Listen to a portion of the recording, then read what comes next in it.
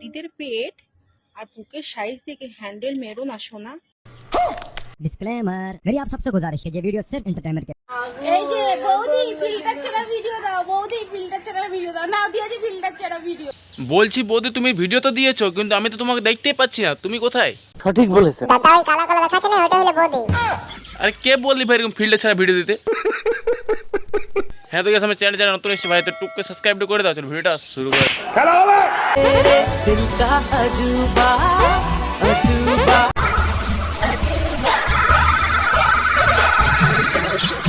রিলসটা তো ঠিক আছে, কিন্তু গানটার সাথে একদম মানায় নাই।